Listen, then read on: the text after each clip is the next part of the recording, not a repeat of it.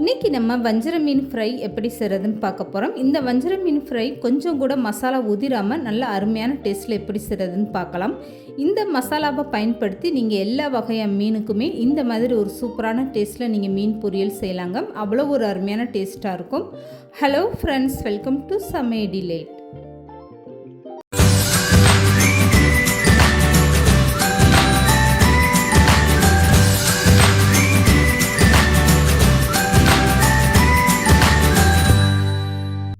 இப்போது இந்த மீன் வறுவலுக்காக 1 கிலோ அளவுக்கு நான் வஞ்சர மீன் க்ளீன் பண்ணி எடுத்து வச்சுருக்கேன். இந்த மீனை 3லேருந்து 4 டைம் நல்லா க்ளீன் பண்ணி எடுத்து வச்சுக்கோங்க.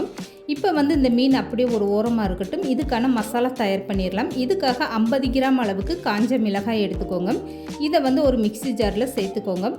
மீன் வறுவல் காரசாரமாக இருந்தால் தாங்க நல்லாயிருக்கும். அதனால் இந்த மாதிரி 50 கிராம் அளவுக்கு காஞ்ச மிளகாய் சேர்த்துக்கோங்க. 10லேருந்து 15 பூண்டு பற்கள் சேர்த்துக்கோங்க. தோலோடே சேர்த்துக்கோங்க.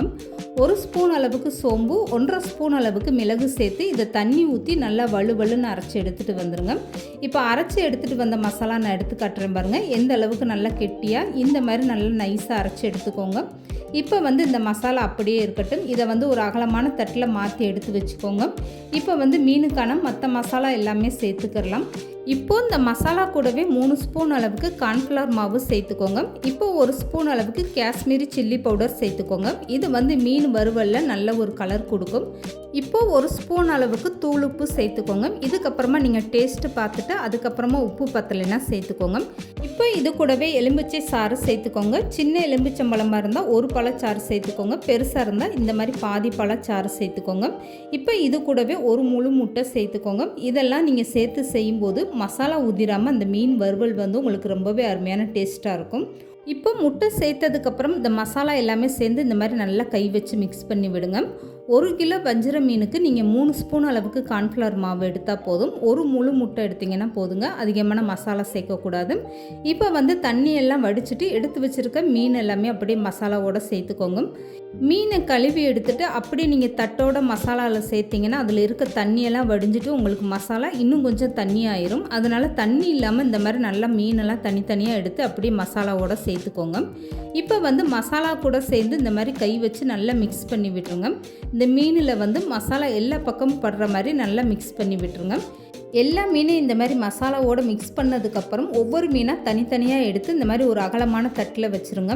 ஒரே மாதிரி அப்படி கும்பலாக போடாமல் இந்த மாதிரி தனித்தனியாக வைக்கும்போது உங்களுக்கு எல்லா மீன்லேயுமே மசாலா நல்லா உள்ளே இறங்கி அது சாப்பிடும்போது நல்லா அருமையான டேஸ்ட்டாக இருக்கும். இப்போ இந்த மீன் எல்லாமே 1 மணி நேரம் அப்படியே ஃப்ரிட்ஜில் வச்சு ஊற வச்சு எடுத்துக்கோங்க. இப்போ 1 மணி நேரத்துக்கு அப்புறம் கொஞ்சமாக எண்ணெய் சேர்த்துட்டு இந்த மாதிரி பொரிச்சு எடுத்துக்கோங்க.